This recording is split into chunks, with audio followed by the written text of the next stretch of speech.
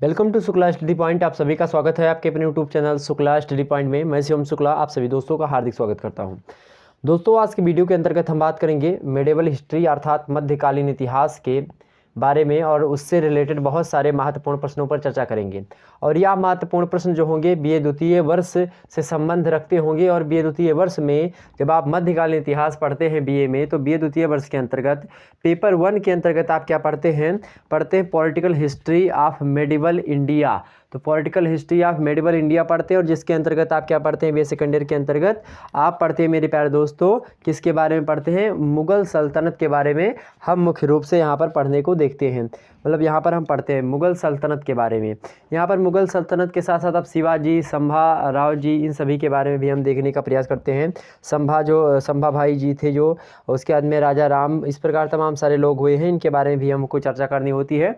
हम समस्त जो है मुगल डायनेस्टी को चर्चा करते हुए शिवाजी इत्यादि के बारे में, उनका मुगलों से क्या संबंध रहा, इन समस्त मुद्दों पर चर्चा करने वाले हैं। तो इसमें मैंने बहुत ही महत्वपूर्ण प्रश्नों को रखा है। न्यू मॉडल पेपर है, यह 2021 का एक प्रकार से बोल सकते हैं। यहाँ से इस वीडियो के अंतर्गत आपको लघु उत्तरीय, अति लघु उत्तरीय, दीर्घ उत्तरीय, इसी प्रकार से आप ऑब्जेक्टिव सभी प्रकार के प्रश्नों को करने में सक्षम होंगे। मात्र एक वीडियो के अंतर्गत आपको सारे के सारे पेपर की नॉलेज देने वाला हूँ, सारे के सारे प्रश्न पत्र की जानकारी प्राप्त करवाने वाला हूं। तो फटाफट से एक बार सभी लोग, जितने लोग हमारे साथ जुड़ चुके हैं, फटाफट से सभी लोग वीडियो को शेयर करेंगे और वीडियो को लाइक कर दीजिएगा। सभी लोग वीडियो को शेयर करके ज़्यादा से ज़्यादा संख्या में लोगों को जोड़ने का प्रयास करें ताकि पढ़ने और पढ़ाने में मज़ा आ सके। फटाफट से वीडियो को शेयर कर देंगे, बहुत ही मज़ा आएगा। अगर आप किसी कंपटीशन की तैयारी कर रहे हैं तो भी यह लेक्चर आपके लिए बहुत ही ज़्यादा महत्वपूर्ण होगा, क्योंकि यहाँ से एग्जाम्स में आपके प्रश्न पूछे जाते रहे हैं। तो मेरे प्यारे दोस्तों, बहुत ही महत्वपूर्ण लेक्चर है बीए द्वितीय वर्ष मध्यकालीन इतिहास new model paper 2021 most important objective and subjective questions answers paper 1 के बारे में चर्चा करेंगे। ध्यान से आपको देखना होगा वीडियो पूरी। ओके, चलिए शुरू करते हैं आज का वीडियो लेक्चर बिना समय गंवाए और बहुत ही महत्वपूर्ण प्रश्नों को बड़ी ही आसानी समझने का प्रयास करते हैं फटाफट से। और जल्द ही बहुत सारे लोग साइकोलॉजी के बारे में बोल रहे थे, तो साइकोलॉजी की भी जल्दी क्लास आपके सामने प्रस्तुत कर दूंगा। वहीं जो आपका सैन्य विज्ञान होता है, जिसको आप मिलिट्री साइंस कहते हैं, उसकी जो वीडियो है आपके समक्ष प्रस्तुत कर दी गई है, उसको आप लोग भी देख लीजिएगा। ठीक, उसके बीए थर्ड ईयर वालों से संबंधित आपका पेपर 1, पेपर 2, पेपर 3 सभी को अपलोड कर दिया है। उसका नोटिफिकेशन लोगों के पास नहीं गया है, चूँकि हमने जो है बनाया तुरंत सेंड कर दिया सभी के पास। मतलब उसका टाइम वगैरह मैंने नहीं देखा कि कब डालना चाहिए कब नहीं डालना चाहिए, उसका एक समय निर्धारित होता है यूट्यूब का भी। चलिए, तो यहाँ पर आपके सामने मैं प्रस्तुत हूँ आप लोगों के समक्ष लाइव, और एक प्रकार से आपके समक्ष मेरे प्यारे दोस्तों ये है, एक प्रकार से इसी प्रकार से आपके सामने प्रश्न लाने का प्रयास करूंगा। तो बहुत ही महत्वपूर्ण प्रश्न होंगे, इसमें कैसे ऑब्जेक्टिव बनेगा इसको भी बताने का प्रयास करूंगा। और आपको जानकारी आप यहाँ से लघु उत्तरीय अगर आपके में आता तो वो भी आप लिखने में सक्षम होंगे। चलिए, आपको बताने का प्रयास करते हैं बड़े आसानी से। पहला प्रश्न आपके सामने, तुलगमा युद्ध नीति क्या दिया हुआ है। तुलगमा युद्ध प्रणाली है, तुलगमा प्रणाली क्या होती है। सबसे पहले आप लोग बताने का प्रयास करें तुलगमा प्रणाली क्या होती है। तो तुलगमा प्रणाली को पहले मैं पढ़ देता हूँ, उसके बाद में आपको सही तरीके से समझा दे रहा हूँ। ठीक, यहाँ पर देखें, बाबर ने पानीपत के प्रथम युद्ध में तुलगमा प्रणाली को अपनाया था। इस युद्ध प्रणाली में शत्रु सेना को दाएं बाएं से घेर करके सामने तथा पीछे से क्या किया जाता था, वार किया जाता था। शत्रु को खदेड़ने पर उन्हें उनका स्थान शीघ्र ही मिल जाता था। इस युद्ध नीति का प्रयोग बाबर ने बड़ी सफलतापूर्वक किया था। कब? पानीपत के प्रथम युद्ध में। अब प्रश्न यहाँ आपसे ऑब्जेक्टिव में उठेगा कि पानीपत का युद्ध जो हुआ था वह आखिरकार कब हुआ था। पानीपत का युद्ध कब हुआ था? 1526 ईस्वी में। कब हुआ था? 1526 ईस्वी में। खानवा का कब युद्ध हुआ था? 1527 ईस्वी में। ठीक, ध्यान रखेंगे। तो ऐसे में आपसे प्रश्न बहुत सारे पूछ सकता है, तो इन सभी को आप लोग ध्यान रखेंगे। चौसा का युद्ध कब हुआ था? 1539 ईस्वी में। ठीक, ध्यान रखिए, कब हुआ था? 1539 ईस्वी में। अकबर का जन्म कब हुआ था? 1542 ईस्वी में हुआ था। ठीक, ध्यान रखेंगे। पानीपत का द्वितीय युद्ध आपसे पूछा है तो कब हुआ था? तो पानीपत का मेरे प्यारे दोस्तों जो द्वितीय युद्ध हुआ था आपको 5 नवंबर का दिन था, 1556 ईस्वी में हुआ था। और एक प्रकार से पानीपत के मैदान में हुआ था, हेमू और अकबर के मध्य में हुआ। कब? हेमू और अकबर के बीच में हुआ था। अकबर का जन्म कब हुआ था? 1542 ईस्वी में हुआ था। ठीक, और कहाँ पर हुआ था? तो अमरकोट नामक स्थान पर हुआ था। तो एग्जाम से प्रश्न पूछेगा अकबर का जन्म कब हुआ था? 1542 में हुआ था। कहाँ पर हुआ था? अमरकोट में हुआ था। ध्यान रखेंगे, इनकी माता का क्या नाम था? हमीदा बानो बेगम नाम था। पिता के इनके कौन थे? हुमायूं थे। आपको मैं बता दूं, सबसे पहले बाबर जो है वह 1526 ईस्वी में भारत में प्रवेश करते हैं, और उनको बुलाता कौन है? इब्राहिम लोदी के अगेंस्ट में बुलाते हैं, उनके चाचा वगैरह जो होते हैं, और राणा सांगा, क्योंकि राणा सांगा से युद्ध होता है किसका, जो है इब्राहिम लोदी का। वहाँ पर राणा सांगा कहीं ना कहीं पर उनका हाथ कट जाता है और इस तरीके से मतलब पराजित नहीं कर पाते। तो इसमें होता क्या है, तो वो लोग बुलवाते हैं किसको, बाबर जो था एक प्रकार से वह लुटेरा था, एक प्रकार से लुटेरा था, तो उसको उन्होंने बुलवाया वहाँ से। वह फरगना नामक स्थान इत्यादि पर वहाँ पर रहा करता था, अफगान के उधर पड़ता है। तो वहाँ से इसको बुलवाया बाबर को, इन दोनों ने जो है पर्सनली कि आओ यहाँ पर और जो है मतलब कि यहाँ पर इनको मार दो, उसके बाद में राज मेरे हाथ में हो जाएगा। तो ऐसे में बुलाया उनको और बाबर जो है जब आया, और बाबर आने के बाद में क्या किया, इन लोगों ने गद्दारी करते हुए सारी बातें मतलब सारी खुफिया चीज़ें बता ही दी। तो ऐसे में बाबर ने एक प्रकार से उसी युद्ध में पानीपत के 1526 ईस्वी में तुलगमा युद्ध नीति का प्रयोग किया। और तुलगमा युद्ध नीति का प्रयोग करते हुए उन्होंने क्या किया, तुलगमा युद्ध नीति का प्रयोग करते हुए मेरे प्यारे दोस्तों जो है इब्राहिम लोदी को मार गिराया। किसके बीच में हुआ था, तो जो है पानीपत का प्रथम युद्ध तो बाबर और इब्राहिम लोदी के मध्य हुआ था। आपसे एग्जाम से प्रश्न पूछे कि पानीपत का प्रथम युद्ध कब हुआ था, 1526 ईस्वी में हुआ था। आपसे एग्जाम से प्रश्न पूछे कि जो है खानवा का युद्ध कब हुआ था, तो 1527 ईस्वी में हुआ था। आपसे एग्जाम से प्रश्न पूछे चौसा का युद्ध कब हुआ था, 1539 में हुआ था। आपसे एग्जाम से प्रश्न पूछे मेरे पास दोस्तों अकबर का जन्म कब हुआ था, तो अकबर का जन्म हमने आपको क्या बताया था, हमने आपको बताया था 1542 ईस्वी में हुआ था। हमने आपको बताया कि इनकी माता का क्या नाम था, हमीदा बानो बेगम। पिता का क्या नाम था, हुमायूं के पिता का क्या नाम था, तो हुमायूं के पिता का नाम था जो है बाबर। और बाबर के कितने लड़के थे मेरे प्यारे दोस्तों, तो हुमायूं सबसे बड़ा लड़का था, उसके बाद में कामरान, अस्करी, हिंदाल इत्यादि लड़के थे। ठीक, ये सारी चीज़ें हैं। पानीपत का द्वितीय युद्ध कब हुआ था, 1556 ईस्वी में हुआ था, 5 नवंबर को। किसके बीच में, तो पानीपत के मैदान में हुआ था, हेमू और अकबर के मध्य में हुआ था। ये सारी बातें आपको पता हो गई। तो बाबर जो था मेरे प्यारे दोस्तों 1526 ईस्वी में भारत में आता है, और आने के बाद में क्या करता है, उसने इब्राहिम लोदी पर आक्रमण कर दिया। कहा जाता है कि उस समय इब्राहिम लोदी के पास लगभग 1 लाख सैनिक थे और बाबर के पास मात्र 21,000 सैनिक थे, या 20,000 के सैनिक आसपास हैं, इस प्रकार से बुक्स वगैरह में लिखा मिलता है। और उस समय इसने तुलगमा युद्ध नीति का प्रयोग किया, प्रणाली का प्रयोग किया। तुलगमा प्रणाली ऐसे होती थी कि मान लेते हैं मेरे प्यारे दोस्तों यहाँ पर युद्ध का, जानते पानीपत का ये मैदान है, पानीपत का मैदान ये है, इधर जो है आपकी इब्राहिम लोदी की सेना, मतलब इधर से इब्राहिम लोदी की सेना आ रही है। अब बाबर ने पहले से क्या किया, चूँकि वो राणा सांगा और उसके जो है, राणा सांगा वैसे खुल करके सामने नहीं आए थे, लेकिन उधर से तो उसके चाचा वगैरह जो थे बहलोल लोदी वगैरह, ये सब मतलब बहलोल लोदी बोला, उनके चाचा कुछ थे, उनका पता नहीं क्या नाम था, शायद मुझे ध्यान नहीं आ रहा। तो वो सब क्या करते थे, उन्होंने सबने समय बता दिया था। तो यहाँ पर क्या थे, पानीपत के किनारे जंगल हुआ करते थे, पेड़ बहुत ज़्यादा हुआ करते थे। तो इसी पेड़ों में क्या किया, सैनिकों को बाबर ने पहले से छुपा दिया था, एक टुकड़ी इधर एक टुकड़ी इधर, तो इस सैनिकों को छुपा दिया। अब यहाँ पर जो है बाबर जो है खड़ा हुआ था, यहाँ पर कौन था, बाबर था, सॉरी हाँ बाबर था। और इधर से कौन था, इधर से मेरे प्यारे दोस्तों जो था उसका क्या नाम था, इब्राहिम लोदी था, जो 1 लाख की विशाल सेना खड़ी हुई था। अब यहाँ पर इब्राहिम लोदी ने देखा कि 20,000 सैनिक ले खड़ा, और उस 20,000 में से 5,000 इधर 5,000 इधर, मतलब बची इधर कितनी 10,000 सेना। हुआ क्या, यहाँ पर जो इब्राहिम लोदी था मेरे प्यारे दोस्तों, इब्राहिम लोदी ने कहा जाओ बाबर का सर काट के लाओ। एक टुकड़ी यहाँ पर भेजा सेना को और कहा जो सबसे पहले सिर काट के लाएगा उसको मेरे प्यारे दोस्तों बहुत ज़्यादा धन दिया जाएगा। ऐसे में सारे सैनिक क्या हुए, मतलब इधर टूट पड़े। और जब इधर टूट पड़े मेरे प्यारे दोस्तों, इधर आने लगे मतलब कि बाबर का सिर काटने के लिए, तो सारे के सारे अधिकतर सैनिक चले आए और यहाँ पर पीछे खड़ा हुआ था इब्राहिम लोदी। यहाँ पर तब तक इधर से सेना निकली और इधर से पीछे से इसको घेर लिया। अब इधर से पीछे से घेर लिया, मतलब कि इधर से दाएं, इधर से भी कुछ टुकड़ी है, इधर से भी सेना की टुकड़ी है। अब जब सैनिक यहाँ से भाग रहे थे तो ये सैनिक इधर भी प्रहार कर रहे थे, इधर और इधर से भी प्रहार कर रहे थे, साथ ही सामने से प्रहार हो ही रहा था। कुछ सैनिक इधर से चले गए पीछे से और पीछे से सैनिकों पर प्रहार करने लगे।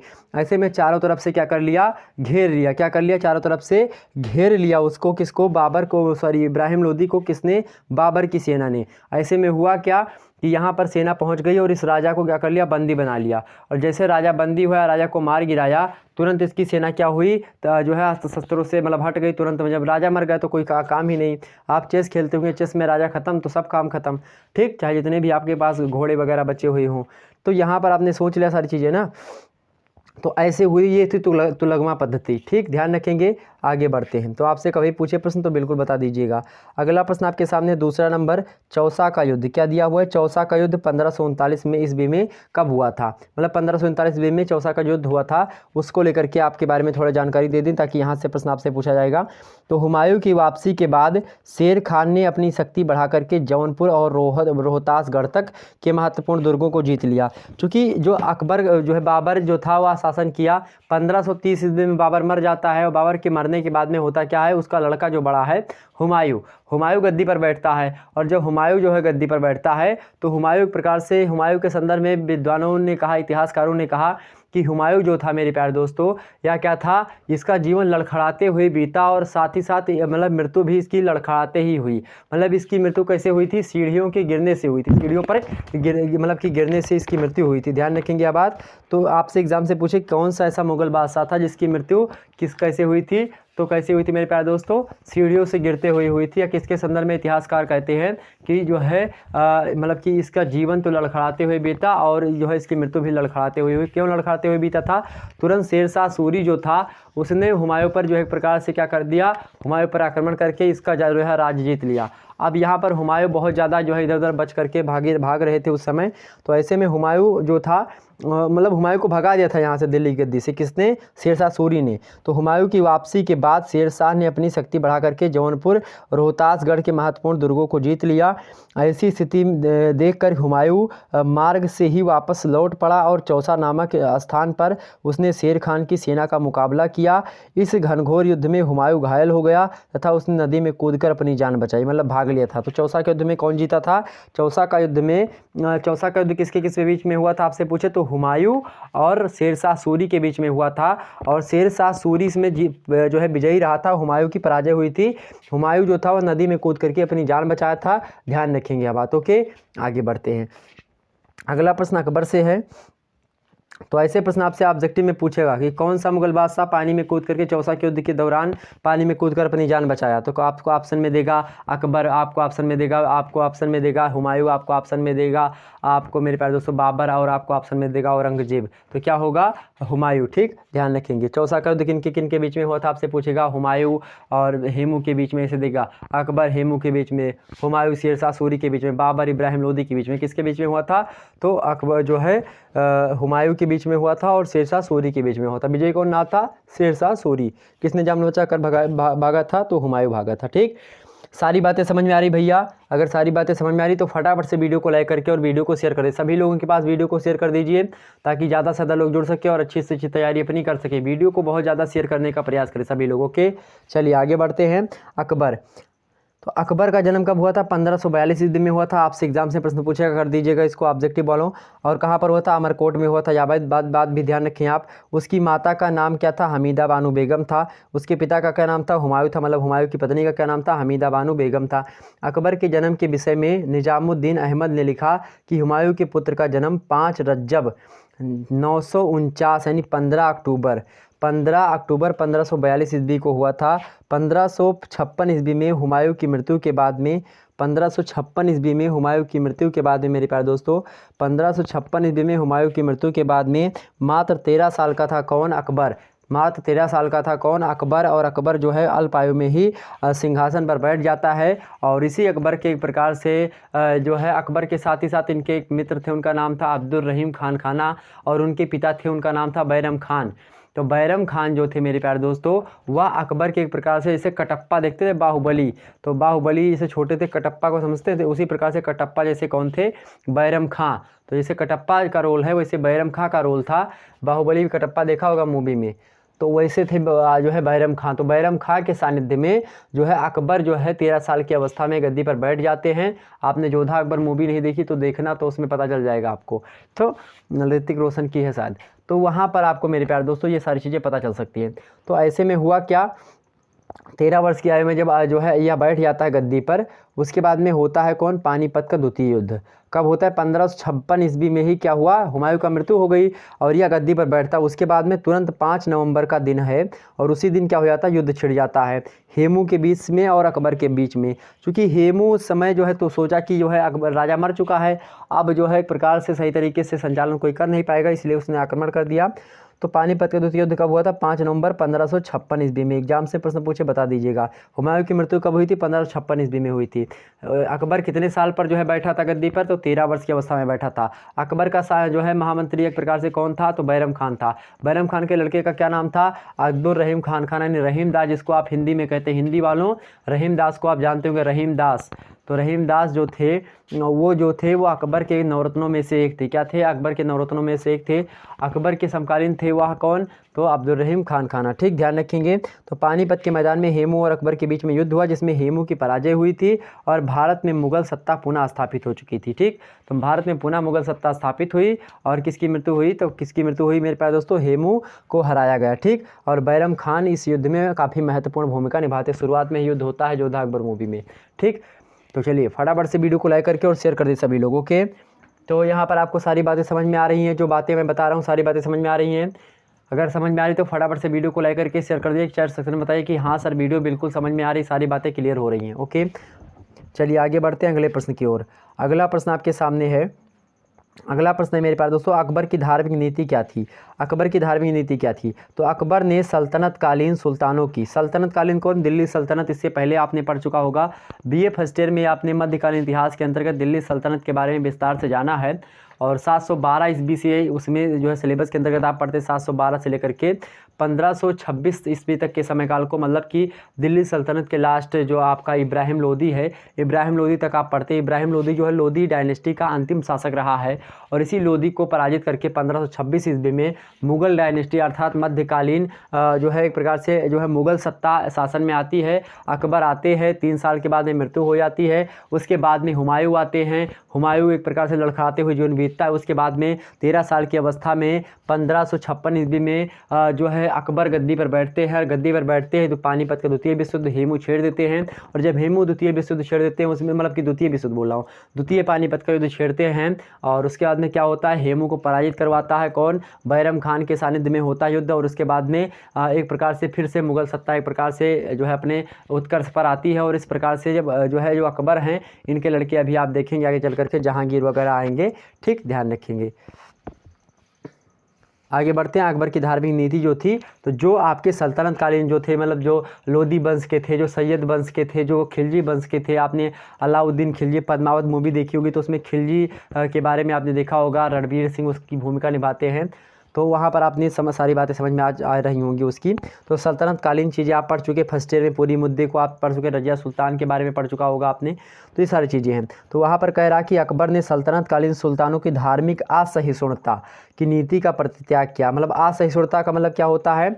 असहिष्णुता का मतलब होता है कि किसी के साथ मतलब सामंजस्य ना इकट्ठा कर पाना। जैसे कि हिंदू है तो हिंदुओं को देख करके जलना, ऐसी कोई जो है व्यवस्था जो है अकबर के अंतर्गत ज़्यादातर नहीं थी। और जो सल्तनत कालीन मुगल थे वो क्या करते थे? वो मेरे प्यारे दोस्तों, वह हिंदुओं पर एक प्रकार से ज़बरदस्ती तमाम प्रकार के कर वगैरह टैक्सेस बढ़ा के लगाते थे और तमाम प्रकार की चीज़ें उनको एक प्रकार से मारते वगैरह, तमाम सारी चीज़ें होती थी, प्रताड़नाएँ होती थी, उनके धर्म को भ्रष्ट किया जाता था, मंदिर तुड़वाए जाते थे, तमाम सारी चीज़ें होती थी।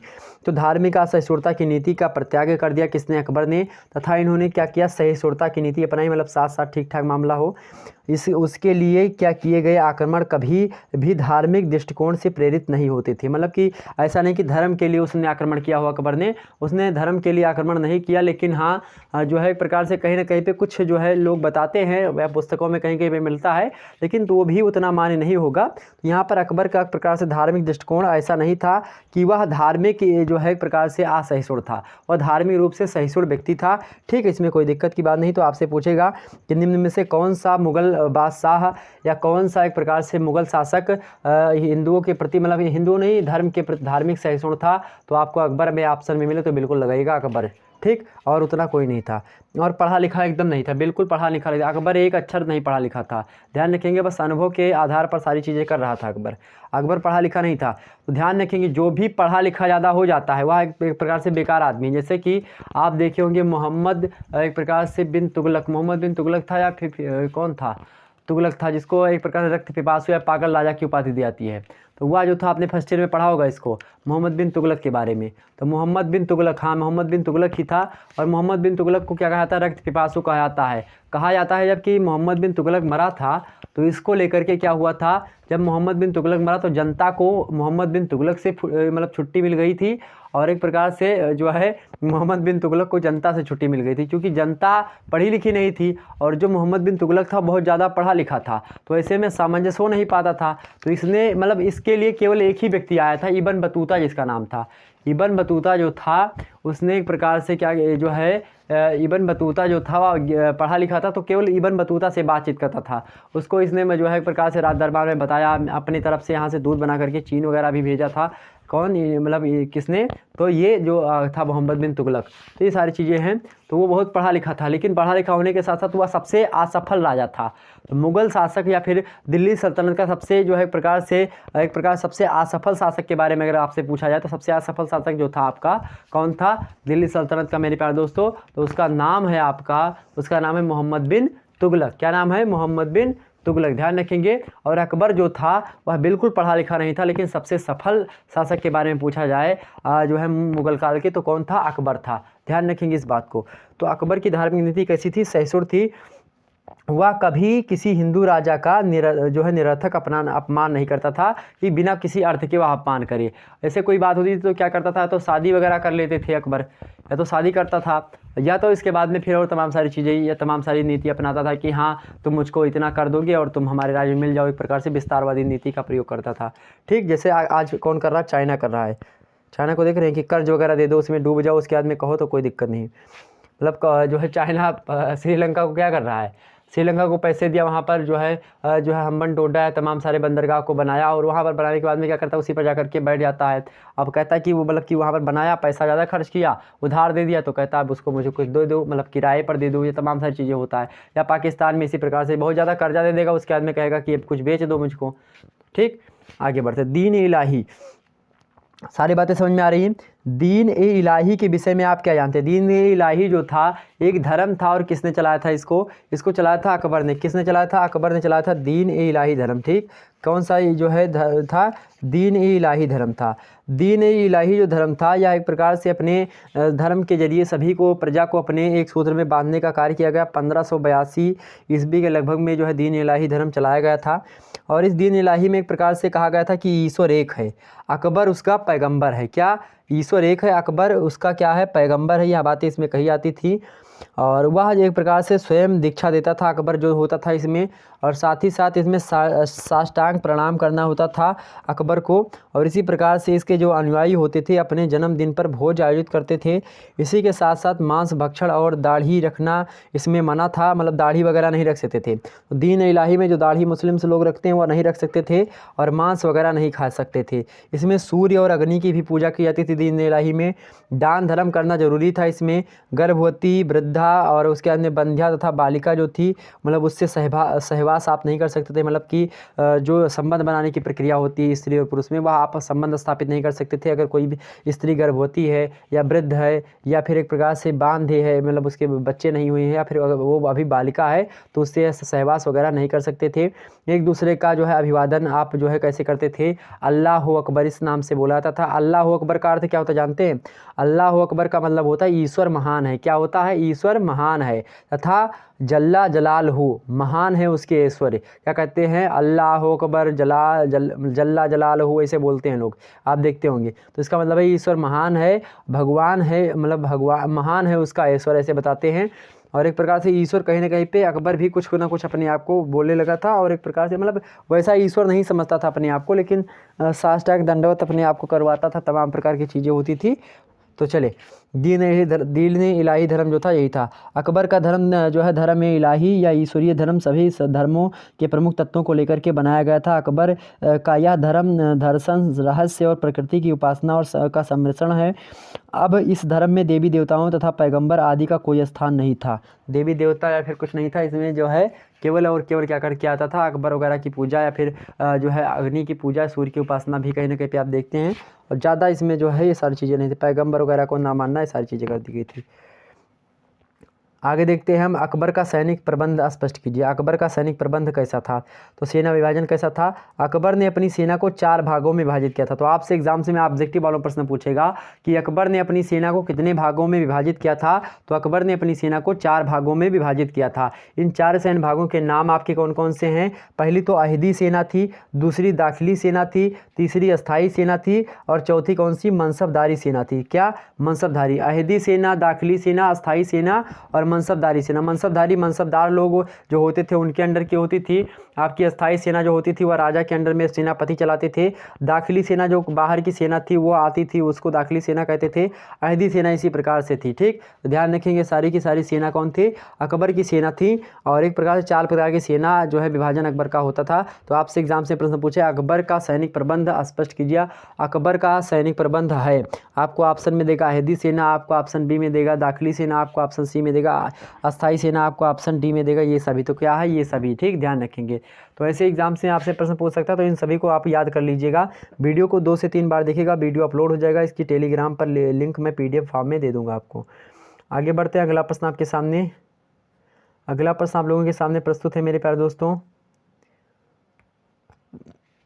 अकबर के शासनकाल के फारसी ग्रंथों का नाम उल्लेख कीजिए। यानी अकबर के समय काल में कौन कौन से फारसी ग्रंथों का क्या हुआ था, उल्लेख हुआ था, तो उसके बारे में आपसे पूछ रहा है। तो अकबर के शासनकाल में फारसी भाषा में अनेक ग्रंथ लिखे गए थे, जिनमें निज़ामुद्दीन अहमद जो थे जो है एक प्रकार से लिखने वाले हैं, उनके द्वारा लिखी गई कौन, तबकात ए अकबरी। तो आपसे एग्जाम से प्रश्न पूछेगा तबकात ए अकबरी किसने लिखा है। तो निज़ामुद्दीन अहमद ने लिखा, किसके शासनकाल में लिखी गई, तो अकबर के शासनकाल में लिखी गई। ऑब्जेक्टिव वालों ध्यान से सुनिएगा इसको।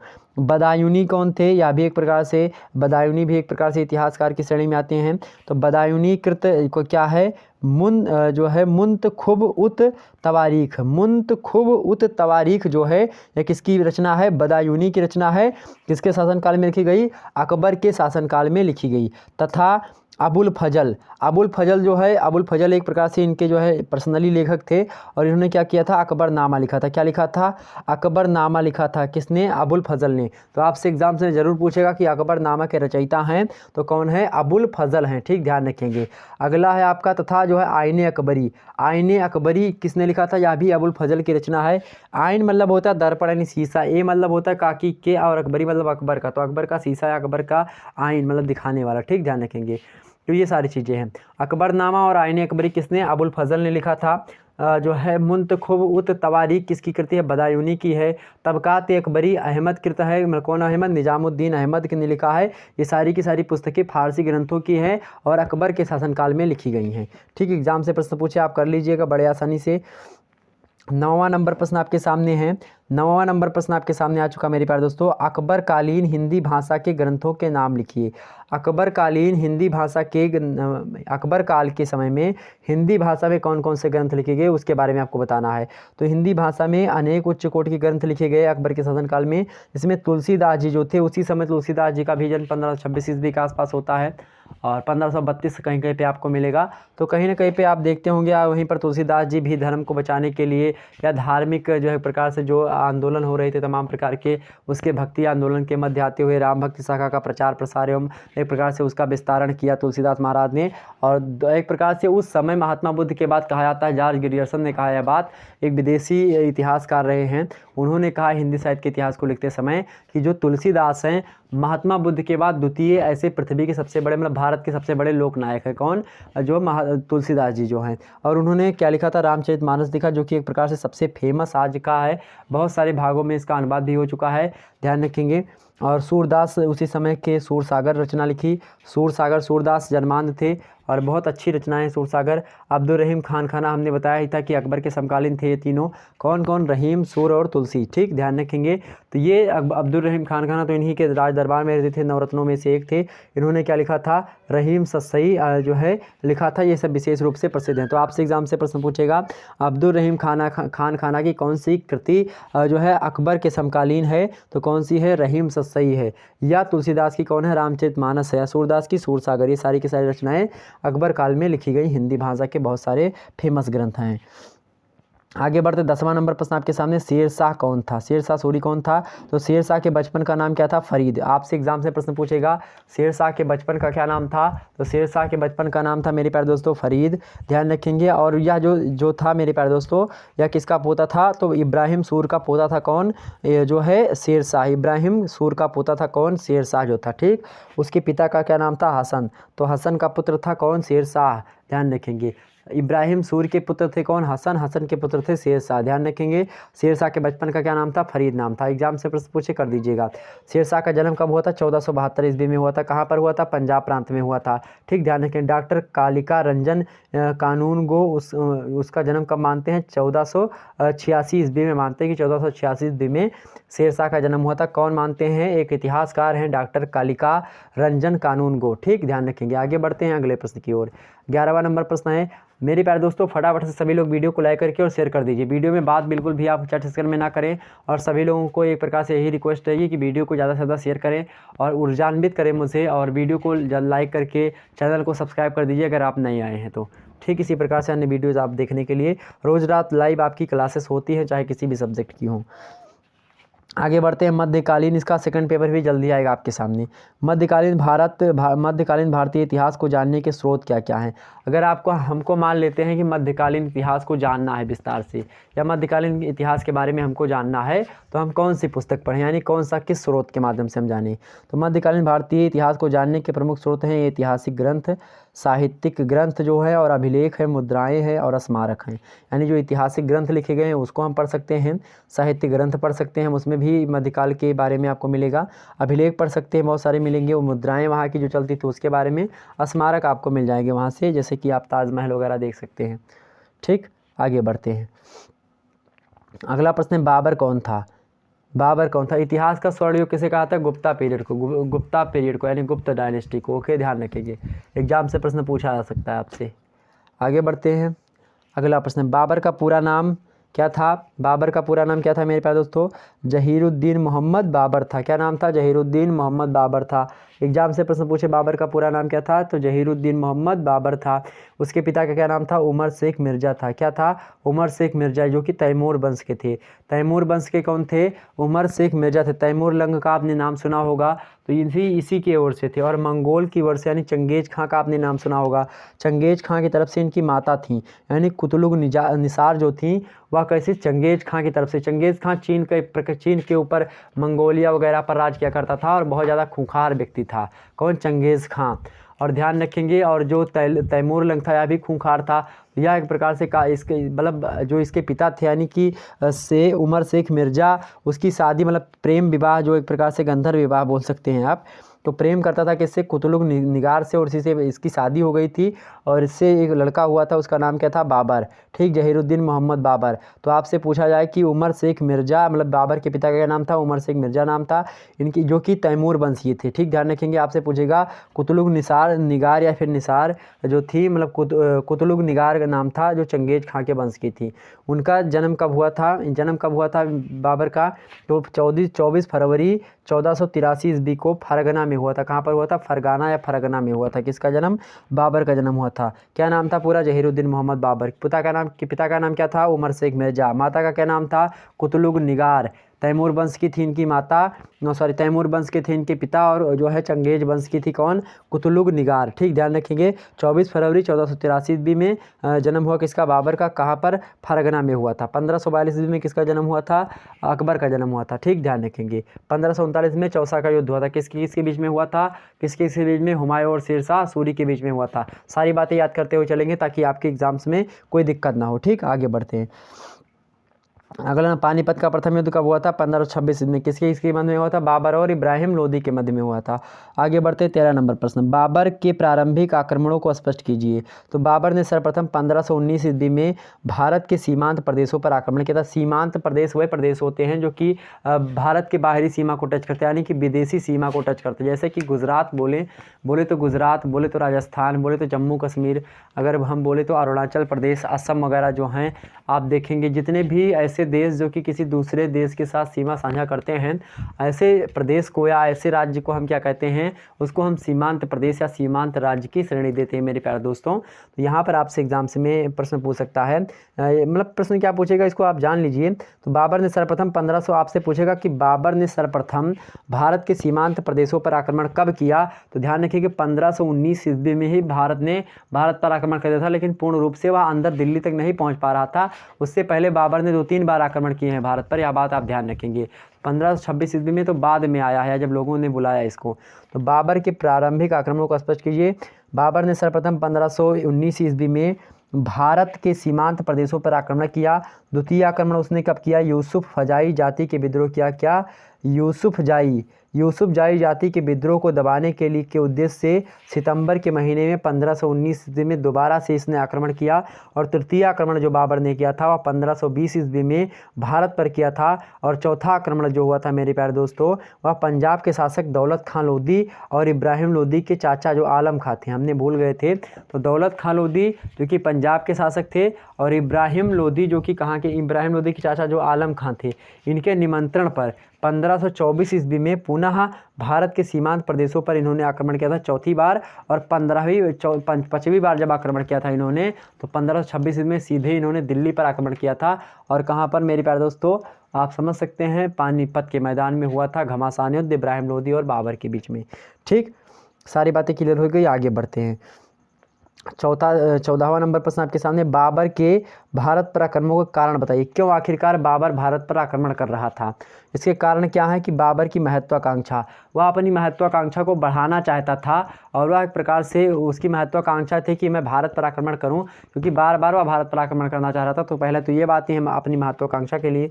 दूसरी ये बात है कि बाबर की धर्मांधता, वह अपने धर्म का प्रचार प्रसार करना चाहता था और एक प्रकार से धर्मांध था वह व्यक्ति। ठीक, ध्यान रखेंगे, अपने धर्म को बहुत ज़्यादा बढ़ाना चाहता था और एक प्रकार से उसी के विस्तार हेतु या फिर एक प्रकार से बहुत ज़्यादा एक प्रकार से अपनी ज़मीन को पहल चूँकि उसके ऊपर आप उसकी बायोग्राफी पढ़ेंगे तो बड़ी एक प्रकार संघर्षशील कथा रही है।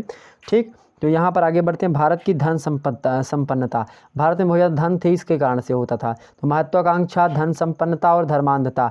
आपसे एग्जाम से प्रश्न पूछेगा बाबर के भारत पर आक्रमण करने के कारण हैं।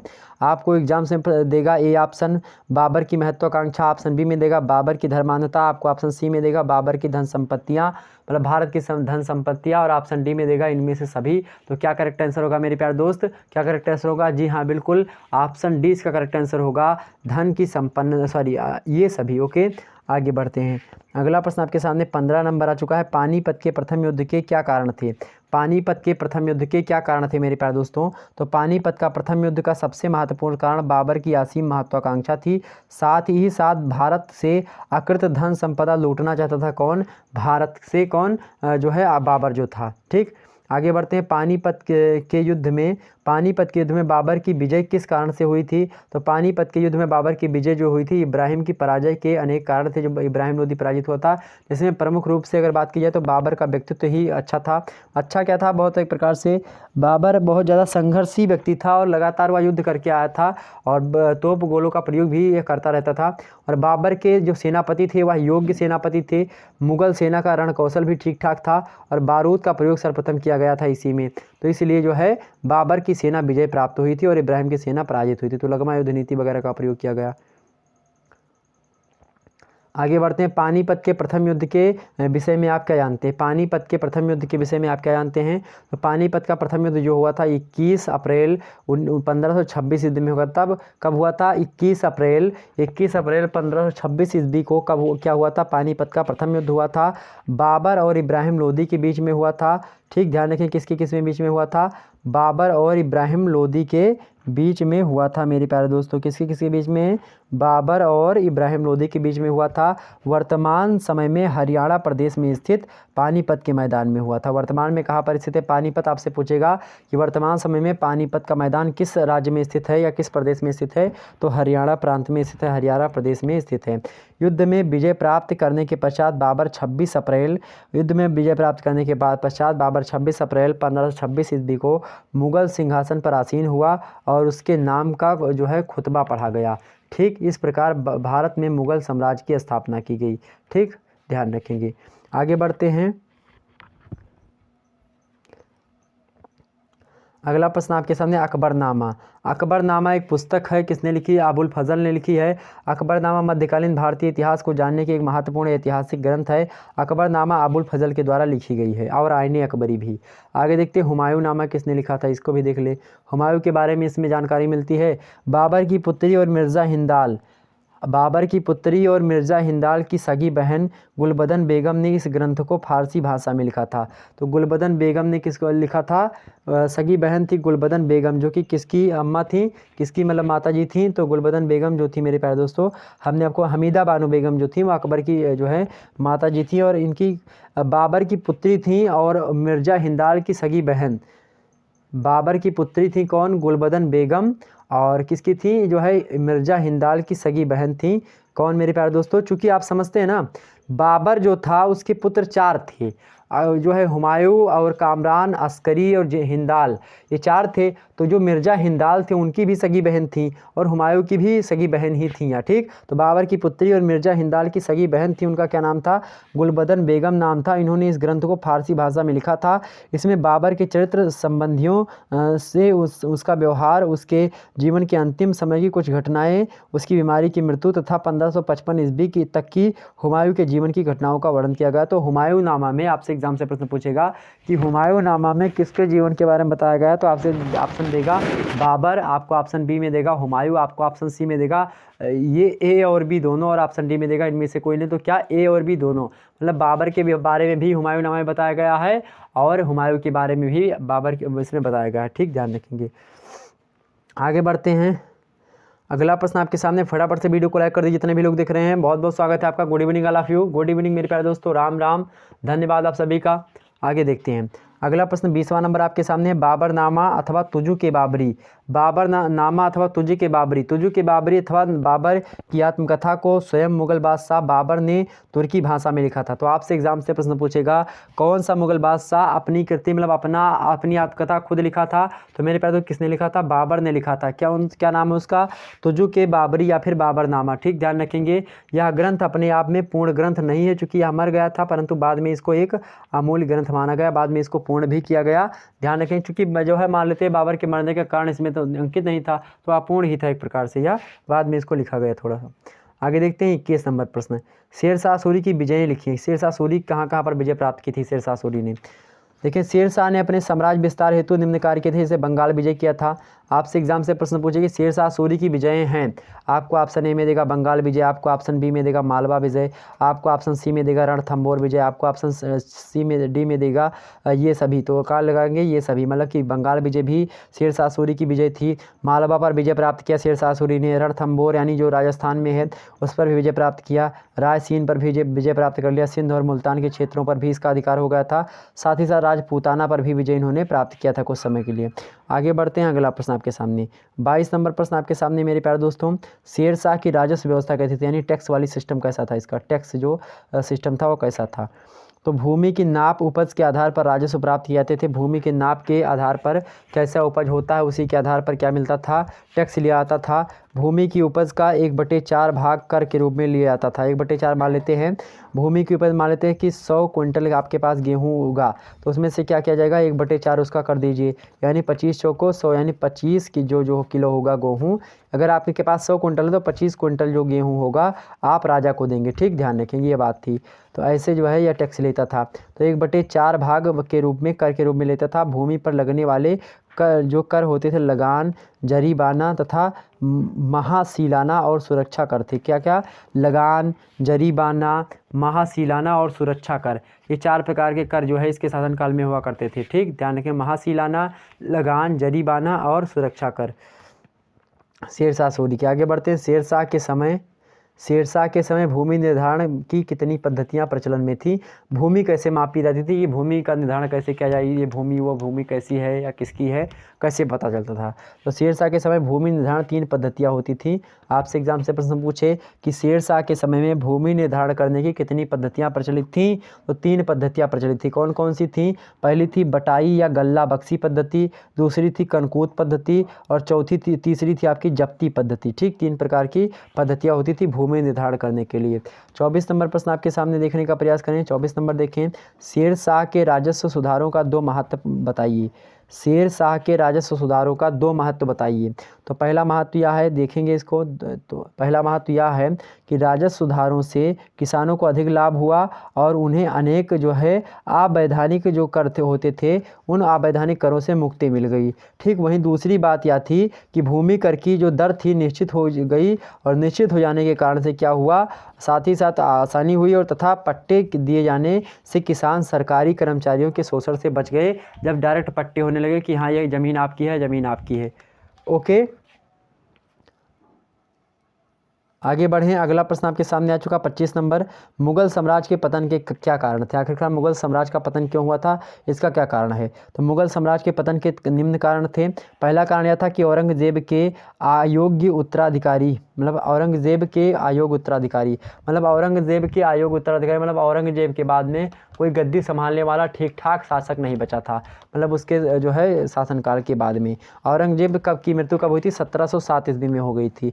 ठीक, वही मुगल सरदारों की चारित्रिक पतन हो रहा था, मतलब उनका जो मुगल सरदार होते थे वह एक प्रकार से लिप्त होते थे मांस मदिरा और एक प्रकार से जो है वैश्यागमन इत्यादि किया करते थे, तो इसमें क्या होता था, उनका चारित्रिक पतन भी हो रहा था। मुगल सरकार का दिवालियापन एक प्रकार से वह तमाम प्रकार की चीज़ें क्या करते थे, मतलब पागलपन एक प्रकार से दिवालियापन को बोल सकते हैं, तो ऐसा कुछ था। और मुगल सेना की कमज़ोरी भी तमाम सारी होने लगी थी, मुगल दरबार की दलबंदियाँ होने लगी थी, बहुत सारे दल अलग अलग होने लगे थे।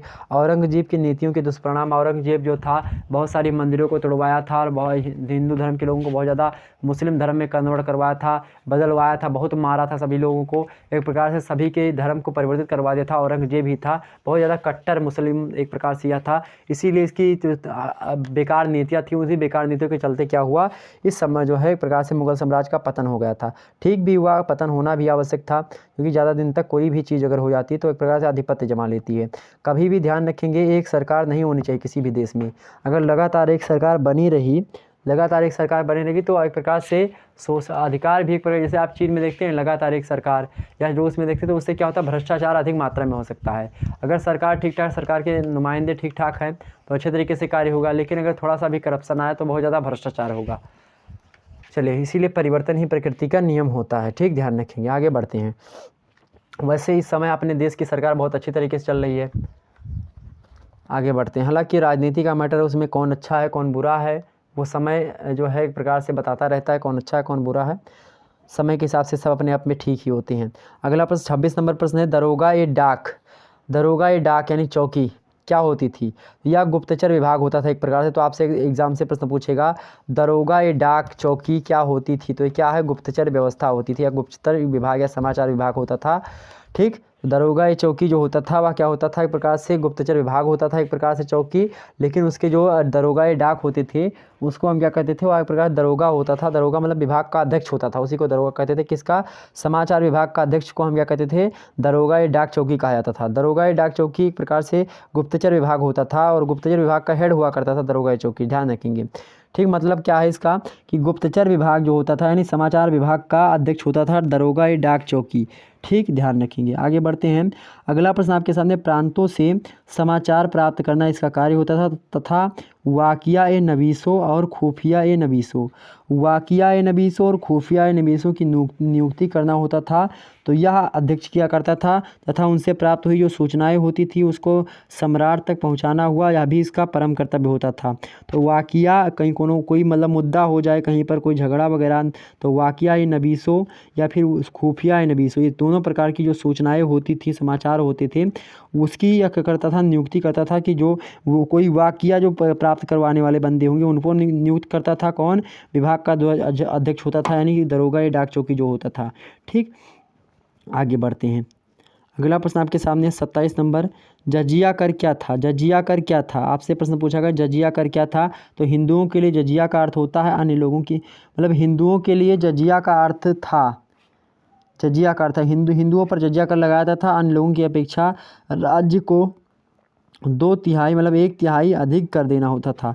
मतलब जैसे कि अगर कोई मुस्लिम सा है तो वह अगर 1 रुपये के दे रहा है, फिर 2 रुपये दे रहा है, या फिर मान लेते हैं एक मुस्लिम है वह 3 रुपये दे रहा है, और तो एक प्रकार से उसका एक प्रकार से 1/3 अधिक हमको देना पड़ता था। 1/3 अधिक मतलब कि 1/3 कर दे मेरे प्यारे दोस्तों, 3 मतलब कि एक प्रकार से 1 रुपया अधिक, मतलब 3 रुपये अगर वो देता तो 4 रुपये मतलब देना पड़ता था किसको? हिंदुओं को। ठीक, ध्यान रखेंगे। आगे बढ़ते हैं। अब इसी को 6 कर दीजिए तो ये 6 का 1/3 क्या होगा, 3 दूना 6, मतलब 2 रुपये अधिक, यानी 6 हो देता तो 8 रुपये हिंदू दें, ऐसा टैक्स, उसी को जजिया कहा जाता था। ठीक, या धार्मिक कर था एक प्रकार से। तो आपसे पूछे कि जजिया क्या था, तो जजिया क्या था, एक धार्मिक कर था जो एक प्रकार से हिंदुओं से संबंध रखता था और हिंदुओं को एक प्रकार से 1/3 अधिक कर देना होता था। इसमें जो हिंदू कर देने की स्थिति में नहीं होते थे वे जो है अपने आप डर करके या तो मुसलमान बन जाते थे या फिर स्त्री और बच्चे जो होते थे, स्त्री बच्चे भिखारी गुलाम तथा अति गरीब लोग जो होते थे जजिया कर से मुक्त थे। ध्यान रखेंगे, इसमें आपसे पूछेगा स्त्री बच्चे भिखारी लोग और जो गुलाम होते थे और जो बहुत ज़्यादा गरीब हुआ करते थे, इसको जजिया से मुक्त रखा गया था। बाकी सभी को जजिया देना होता था। जजिया में एक प्रकार से मेरे प्यारे दोस्तों सभी लोग डर करके क्या करते थे, जजिया के डर से भाई मुस्लिम बन जाते थे, क्योंकि कर उनको कम देना पड़ता था, तो इसीलिए मुस्लिम कहते थे मैं मुस्लिम हूँ। तो ऐसे बहुत ज़्यादा हिंदू जो थे वह मुस्लिम में कन्वर्ट हो गए थे। ठीक, आगे देखते हैं।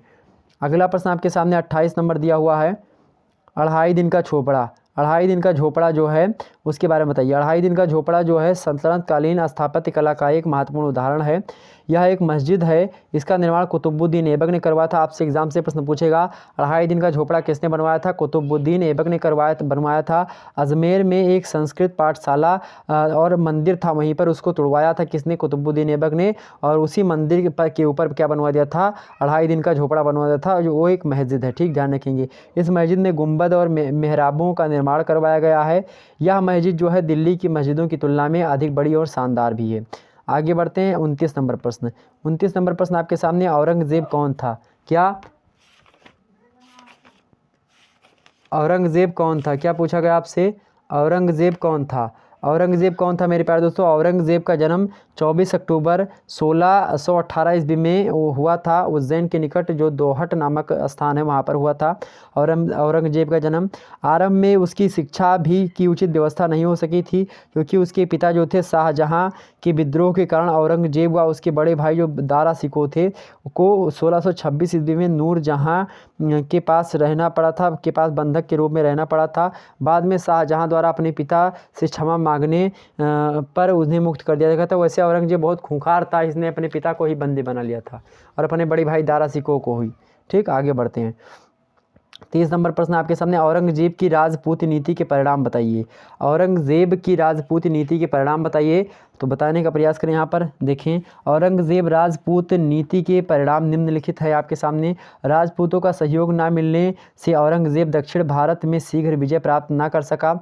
राजपूतों के विद्रोह से मालवा में विद्रोह हुआ और दक्षिण में मराठों को सिर उठाने का अवसर मिल गया। ऐसे में मराठों के एक प्रकार से मराठों का उदय हुआ और इनका जो है पतन होता गया मुगल डायनेस्टी का।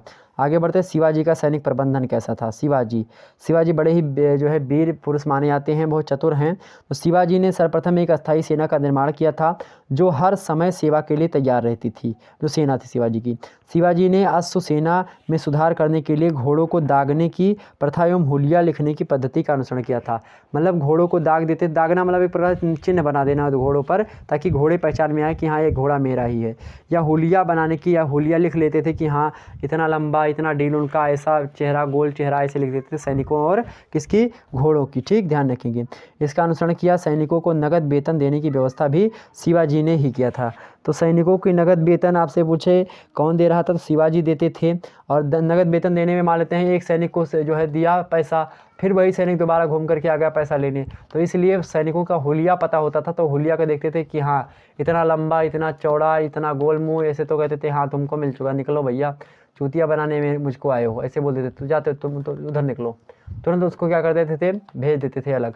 ऐसे में मेरे प्यारे दोस्तों क्या होता था, ऐसे में मेरे प्यारे दोस्तों होता क्या था, आपके सामने अगर बात की जाए तो शिवाजी जो थे वह बड़े ही एक प्रकार से सेंसिटिव माइंड के थे। मतलब एक प्रकार से बहुत ज़्यादा उनके पास दिमाग था और उसी दिमाग का प्रयोग करते हुए उन्होंने घोड़ों को दाग देते थे। मतलब कि घोड़ा जो था कि कौन सा घोड़ा मेरा है इसको जानने के लिए घोड़ों को दागने की प्रथा, सैनिकों की हुलिया वगैरह लिखने की प्रथा और इसके बाद में नगद वेतन देने की प्रथा किसने चालू करी थी, तो जो है शिवाजी ने। वैसे पहले भी बहुत सारे लोगों ने चालू करी थी, लेकिन यहाँ पर शिवाजी का देखने को मिलेगा। अगला, चौथ या सरदेशमुखी क्या होता था? चौथ क्या है, सरदेशमुखी क्या है? शिवाजी के आय का मुख्य साधन कौन था? चौथ था। तो शिवाजी के आय का जो मुख्य साधन होता था चौथ था। चौथ एक प्रकार से कर था, बताते हैं अभी आपको। वह पड़ोसी राज्यों की आय का चौथा भाग होता था। जो पड़ोसी राज्य होते थे वो मान लेते हैं कि 100 रुपया कमाते थे जो है पड़ोसी राज्य, तो क्या देते थे? 14 देते, मतलब कि इसका चौथा भाग, मतलब 1/4, यानी कि 25 जो रुपया होता था। 100 रुपये कमाए अगर पड़ोसी राजा तो 25 रुपये शिवाजी को दे। तो ये होता था उनका चौथ, यानी आय का मुख्य साधन होता था चौथ। ठीक, उसे वसूल करने के लिए शिवाजी उन पर आक्रमण करते थे। अन्य आय का प्रमुख जो है साधन सरदेशमुखी था। अगर तो ये तो था आय का मुख्य साधन आपका कौन? चौथ। लेकिन जो अन्य साधन होता था इनका आय का, वह कौन सा था? सरदेशमुखी था। और यह राज्यों की आय का 1/10 भाग होता था। अगर मान लेते कोई राज्य 100 रुपये कमाता है तो उसका 1/10 मतलब कि लगभग 10 रुपये। ठीक, 10 रुपये वह शिवाजी को दे, तो यह सरदेशमुखी होता था। तो जो बाकी जो अन्य राज्य होते थे, जैसे पड़ोसी राज्यों अगर सीमा सटी है, भाई तुम्हारी रक्षा भी शिवाजी के कारण से हो रही है, तो ऐसे में उनको चौथ देनी पड़ती थी। चौथ मतलब क्या होता था कि 25 रुपया देना होता। 100 रुपया कमाओ तो 25 रुपया शिवाजी का दिया जाएगा। और अगर मान लेते हैं आप मेरे प्यारे दोस्तों, अगर किसी दूसरे राज्य से शिवाजी से दूर आपका राज्य है, तो आप उनको क्या करें? 10% अपनी आय का दें। क्या दें? 10% अपनी आय का उनको दें। मतलब कि 100 रुपया कमा रहे हैं तो 10 रुपया जाकर के शिवाजी के पहले भेंट चढ़ाओ जाकर के। ठीक है, इसको कहते थे क्या? सरदेशमुखी कहते थे। आगे बढ़ते अगला प्रश्न, 33 नंबर प्रश्न आपके सामने। 33 नंबर प्रश्न आपके सामने दिया हुआ है कि शिवाजी का चरित्र कैसा था? शिवाजी का चरित्र कैसा था, आपसे एग्जाम से प्रश्न पूछ रहा है। तो शिवाजी के चरित्र की विशेषताओं को निम्नलिखित में से, मतलब निम्नलिखित बातों से जान सकते हैं हम। पहला, कि धार्मिक प्रवृत्ति इनकी ठीक ठाक थी। परिवार प्रेमी भी थे शिवाजी। महान सेना नायक, एक प्रकार से शिवाजी बहुत बढ़िया थे। कुशल प्रशासक की श्रेणी में भी आते हैं यह। और राष्ट्र निर्माता भी बहुत अच्छे रहे हैं। कुशल नीतिज्ञ भी आ रहे हैं। तो कुशल नीतिज्ञ, राष्ट्र निर्माता, कुशल प्रशासक, महान सेना नायक, परिवार प्रेमी, धार्मिक प्रवृत्ति के कौन है? महाराज शिवाजी थे। ओके, ध्यान रखेंगे। तो सभी लोग फटाफट से वीडियो को लाइक करके और वीडियो को शेयर कर दीजिए। आगे बढ़ते हैं, अगला प्रश्न। अगला प्रश्न आपके सामने आ चुका है, संभाजी। क्या आ चुका है आपके सामने प्रश्न? संभाजी से लेकर के। संभाजी कौन थे? तो शिवाजी की मृत्यु के उपरांत उनका जो बड़ा पुत्र था, उनका नाम क्या था? संभाजी था। वही सिंहासन बैठते हैं, किंतु वह बिलासी थे। संभाजी कौन थे? बिलासी थे तथा अयोग्य साबित हुए। तो संभाजी कैसे थे? बिलासी थे, अयोग्य साबित हुए, इसलिए जनता में वह अलोकप्रिय हो गए। और साथ ही साथ उसने राज्य प्रबंध तथा मराठों के संगठन पर कोई विशेष ध्यान नहीं दिया। उसके अवगुणों के कारण मराठा सरदार उसके शत्रु बन गए तथा संभाजी का वध करने के लिए, मतलब वध करने का प्रयत्न करने लगे। ठीक, तो संभाजी एक प्रकार से अयोग्य शासक थे। 35 नंबर प्रश्न देखने का प्रयास करें आप सभी लोग। 35 नंबर प्रश्न आपके सामने कि शेरशाह सूरी के शासन प्रबंध को स्पष्ट कीजिए। शेरशाह सूरी के शासन प्रबंध को स्पष्ट कीजिए। तो इनका शासन प्रबंध की निम्न व्यवस्थाएं थी। पहली व्यवस्था, स्वेच्छाचारी केंद्रीय शासन होता था, उसकी व्यवस्था इन्होंने कर रखी थी। वहीं दूसरी व्यवस्था, गुप्तचर विभाग की स्थापना भी इनकी थी। गुप्तचर विभाग एक होता था, वह सूचना लाता था कि कौन सा राज्य हमारे ऊपर आक्रमण करने वाला, कि किस राज्य में क्या चल रहा है, इसलिए गुप्तचर विभाग होता था। चरित्रवान अधिकारियों की नियुक्ति करते थे, या जिनका चरित्र ठीक ठाक हो। चरित्र में हमने बताया, चरित्र में बहुत सारी चीज़ें आती हैं कि हाँ तुम कुशल चीज़ें करने योग्य हो, मतलब जैसे कहते हैं कि इंटरव्यू वगैरह, तो वैसे मान लेते उस समय इंटरव्यू वगैरह इसी तरीके से कि तुम कैसे सेना नायक हो, किस प्रकार से हो, ये सारी चीज़ें पहले परीक्षण करते थे, उसके बाद में होता था।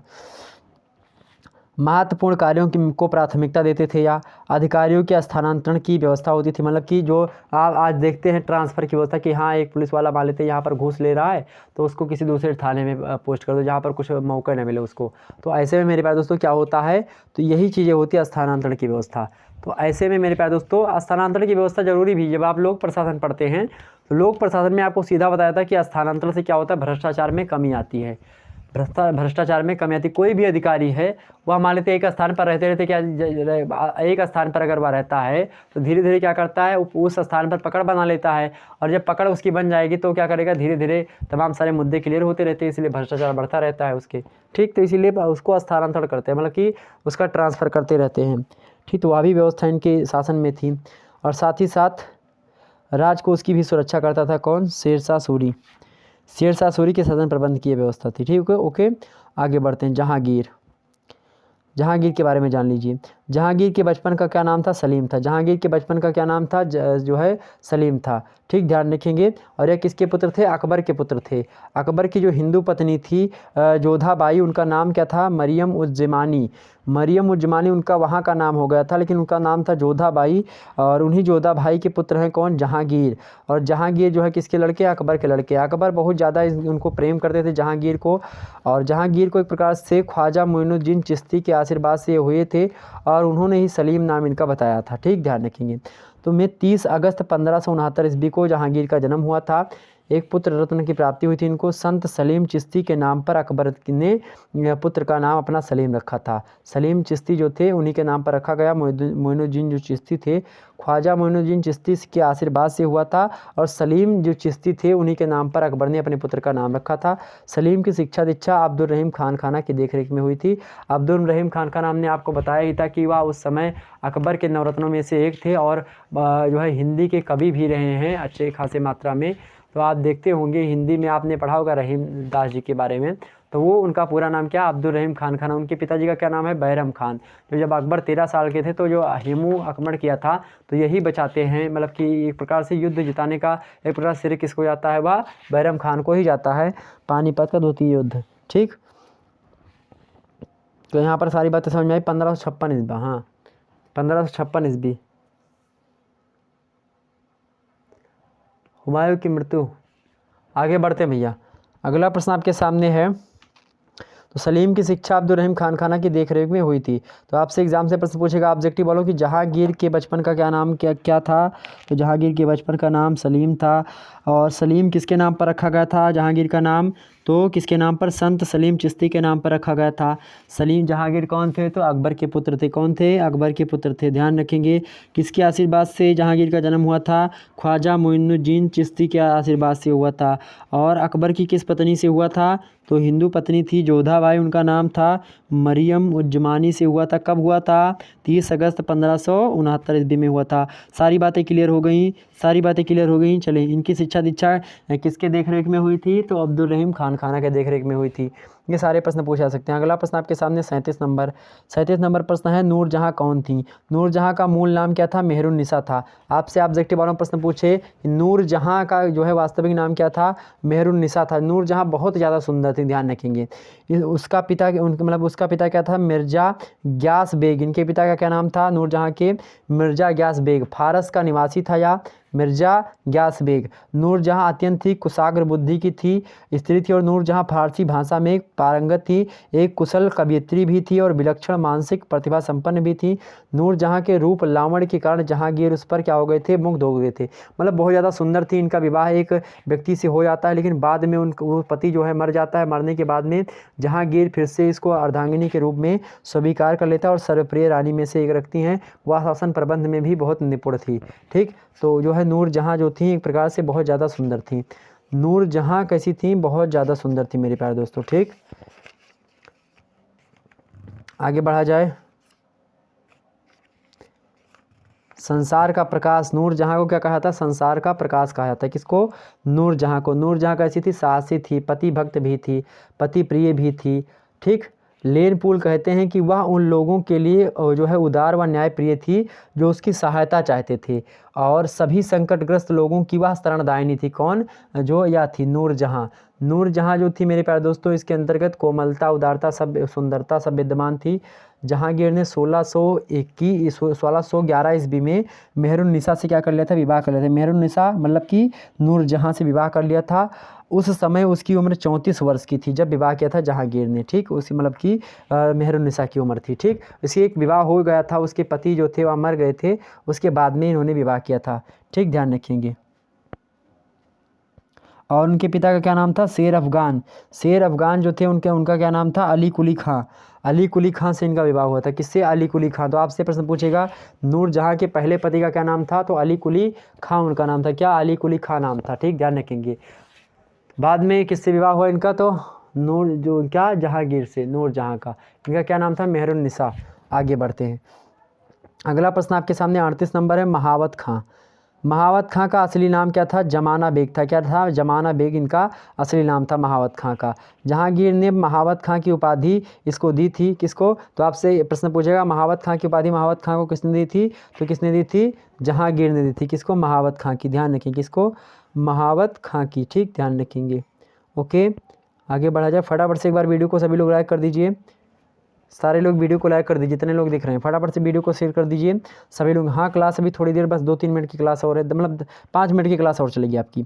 ठीक, तो महावत खां की उपाधि दी थी। 1500 जो है का मनसबदार था इसको, मतलब 1500 का मनसबदार बनाया गया था। 1500 एक प्रकार मनसब होता था, जैसे कि मतलब कि एक प्रकार गांव वगैरह 4-6 गांव को मिला करके एक मनसब बनता था। तो 1500 का मनसबदार था यह। महावत जो था खां धीरे धीरे अपनी योग्यता से मुगल दरबार का एक प्रतिभाशाली सेनापति बन गया। शाहजहां के विद्रोह पर महावत खां ने उसे पराजित कर दिया था और तथा भागने पर विवश कर दिया था। जब जहांगीर में के जो पुत्र थे शाहजहां, उन्होंने विद्रोह कर दिया था, तो एक प्रकार से महावत खां ने उसे पराजित करके भागने पर मजबूर कर दिया था शाहजहां को। शाहजहां के बारे में जान लो भैया, यहाँ से प्रश्न पूछा सकता है। शाहजहां का जन्म कब हुआ था? 5 जनवरी 1592 ईस्वी में इनका जन्म हुआ था। जहांगीर के तीसरे पुत्र थे। इनकी माता का क्या नाम था? मेवाड़ के राजा उदय सिंह की पुत्री थी इनकी माता, जिनका नाम था जगत गोसाई। क्या नाम था? जगत गोसाई। ठीक, शाहजहां के बचपन का क्या नाम था? खुर्रम नाम था। खुर्रम में बचपन से ही वीर सेनानायक एवं कुशल शासक के गुण दृष्टिगोचर होने लगे थे इनकी। शाहजहां और जो है एक प्रकार से शाहजहां के एक प्रकार से आपने किस्से सुने होंगे, ताजमहल वगैरह। ठीक, आगे बढ़ते हैं। अगले आपके 44 नंबर प्रश्न यहाँ से पूछा सकता है। दारा शिकोह। दारा शिकोह का जन्म कब हुआ था? 20 मार्च 1615 ईस्वी में हुआ था। कहाँ पर? अजमेर में हुआ था। वहाँ शाहजहां जो था, शाहजहां क्या था? ज्येष्ठ पुत्र था। शाहजहां का ज्येष्ठ पुत्र था कौन? शाहजहां का ज्येष्ठ पुत्र था कौन? जो है दारा शिकोह। ध्यान रखें, दारा शिकोह क्या था? शाहजहां का ज्येष्ठ पुत्र था।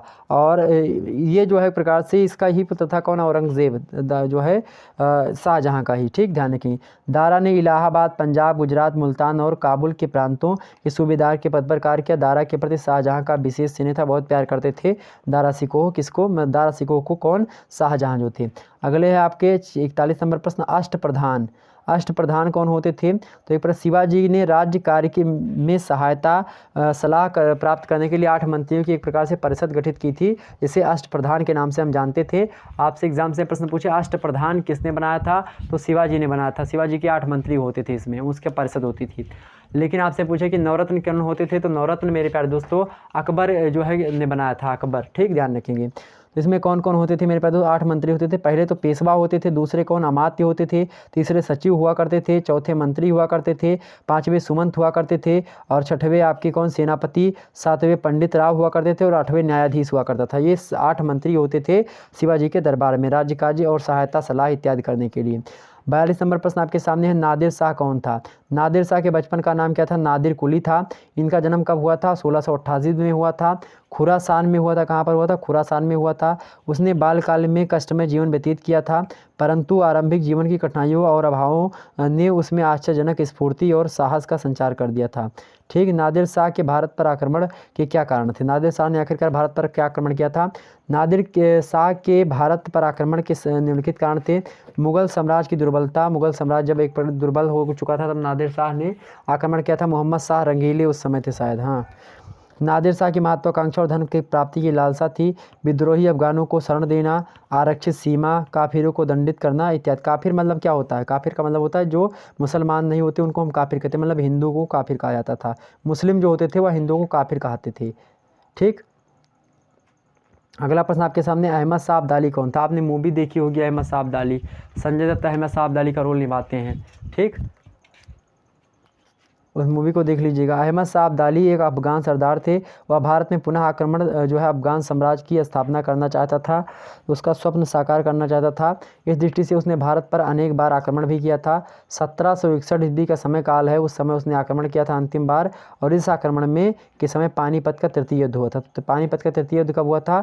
1761 ईस्वी में। कब? 1700। पानीपत का प्रथम युद्ध मेरे प्यारे दोस्तों 1526 ईस्वी में। पानीपत का द्वितीय युद्ध 1556 ईस्वी में हुआ था।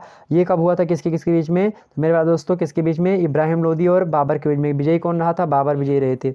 ये कब हेमू और किसके बीच में हुआ था? हेमू और अकबर के मध्य में हुआ था, या बाबर और इब्राहिम लोदी के मध्य में। 1761 में अहमद शाह अब्दाली और मराठों के बीच में हुआ था। ठीक, अहमद शाह अब्दाली और किसके बीच में हुआ था मेरे प्यारे दोस्तों?